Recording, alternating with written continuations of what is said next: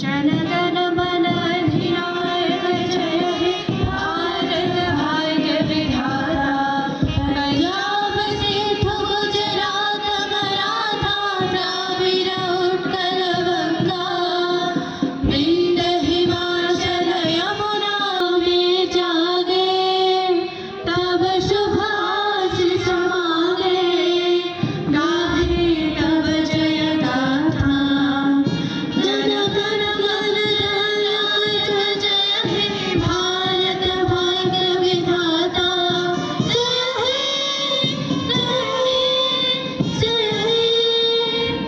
जय जय जय जय हे আমি 25খন বিদ্যালয়ত উপনীত হৈছোঁ আৰু মাননীয় মুখ্যমন্ত্ৰীয়ে ঘোষণা কৰিছে যে প্ৰত্যেকখন জিলাৰ বাবে একোখন বিশ্ববিদ্যালয় আমি অসমত নিৰ্মাণ কৰিম, প্ৰতিষ্ঠা কৰিম। কাৰণ বিশ্ববিদ্যালয়ত পঢ়িব বিচৰা ছাত্ৰ ছাত্ৰীৰ সংখ্যা সি দিনক দিনে বৃদ্ধি পাইছে। আজি ডিব্ৰুগড় বিশ্ববিদ্যালয়ত 1000 আসন আছে, কিন্তু 1000 আসনৰ বিপৰীতে 8000 9000 আবেদন কৰে ডিব্ৰুগড় ইউনিভাৰ্চিটিত, কিন্তু সকলোৱে আসন নাপায়। সেইকাৰণেই আমি বিশ্ববিদ্যালয়ৰ সংখ্যা বৃদ্ধি কৰিছোঁ।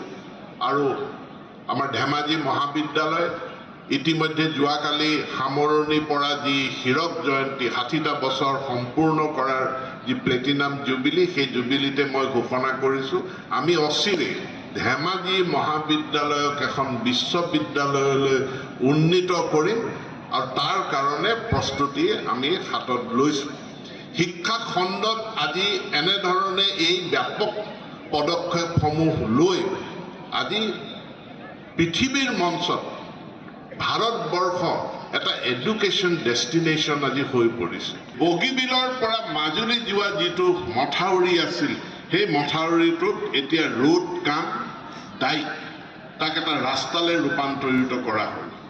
আৰু কেইদিনমান আগত মাননীয় মুখ্যমন্ত্ৰী ঢকুৱাখানালৈ আহোঁতে তেখেতে ঘোষণা কৰিছে যে এইটো কেৱল ৰাস্তাত সীমাবদ্ধ নাথাকে, বগীবিলৰ পৰা মাজুলী যোৱা পথটো অচিৰেই ষ্টেট হাইৱে ৰাজ্যিক ঘাইপথ হিচাপে ইয়াক উন্নীত কৰা হ'ব, ৰাষ্ট্ৰীয় ঘাইপথলৈ ইয়াক ৰূপান্তৰিত কৰা হ'ব। অসম মালা ৰাস্তা, মই যেতিয়া বিধায়ক হৈছিলোঁ ঢকুৱাখানালৈ যোৱা পথটোত কোনো গাড়ী নচলিছিল, গাড়ী চলিব পৰা অৱস্থা নাছিল, ৰাজহুৱা পৰিবহণ ব্যৱস্থা তাত নাছিল।